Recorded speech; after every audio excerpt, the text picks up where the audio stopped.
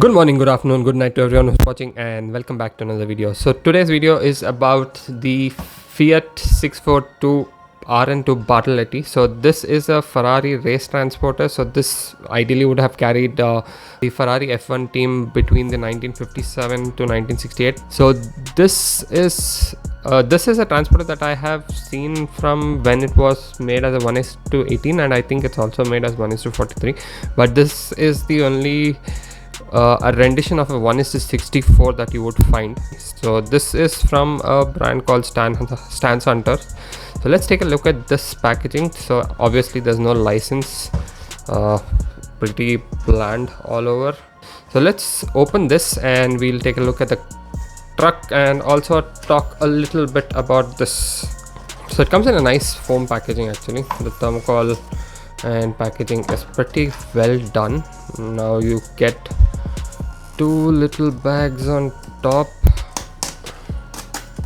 One of these are ramps and the other one is mirrors. Okay, so there is one which is oval shaped and one more which is round, and I think the oval shape is more in line with the actual model.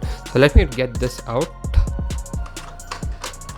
Okay, so this is the truck itself. So this was the Fiat 642 Bartoletti. So basically this the reason why it is called the 642 is the chassis that it was built on. So the chassis is a Fiat 642 rn2 Alpine bus chassis. Ferrari bought two of these bus chassis and gave it to a coach builder called Carrozzeria Bartoletti. Hopefully I pronounced that right.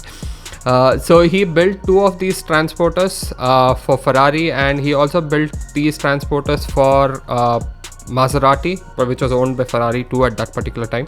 So Scuderia Ferrari and Scuderia Maserati had the same transporter, just that there was a color variation.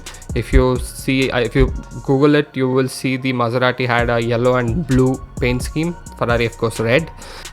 Two of these were built and they were used to carry Ferrari F1 team to the racetrack and back, and it would have carried cars like of that era, basically the Ferrari 246 and 156, the shark nose Formula 1 cars basically. If you want to know about the engine of this truck, it had a 6-liter diesel engine. Nothing interesting. It made around, I think, 92 brake horsepower, top speed of around 80 kilometers per hour. And now let's take a look at the truck itself. Now let's start from the left side of this truck.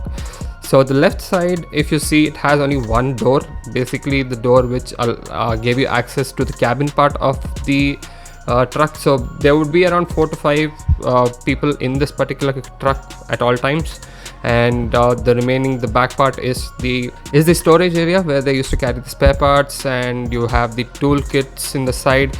The sponsors also written, and the company name of course, the Moderna Ferrari Italia. So Moderna is where Ferrari is based out of, and the Ferrari logo and some sponsors here. Now let's take a look at the chassis underneath.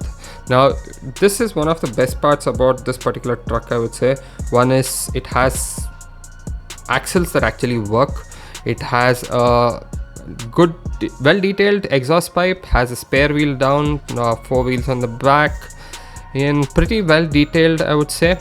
Everything is in place. Now let's take a look at it from the back. Now here you have a opening hatch. The tail lamps are well detailed. You have a stand in next to the exhaust pipe that I'm pretty sure they used that something to climb on to the carrier itself. Rear, I would say, has the Bartoletti symbol, Bartoletti logo on the back. So hence the name, because it was built by Carrozzeria Bartoletti. The entire transporter is called the Fiat 642 rn2 Bartoletti. Now let's look at it from the right side.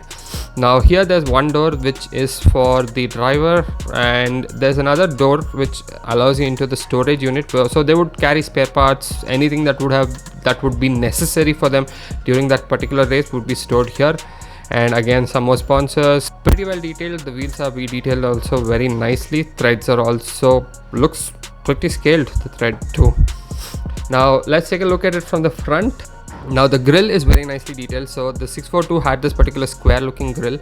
The next generation had a little curved on the top, and the headlights, the indicators, the fog lamps, the Ferrari logo, the Fiat logo, everything is very well detailed, and the glass is also very nicely detailed with the upside down wipers.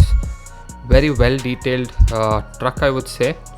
And if you the bottom, the chassis is plastic, the everything else is metal except for the top part, that is also plastic. So I would say be a little more delicate with this particular part. Actually the interiors also is pretty well detailed.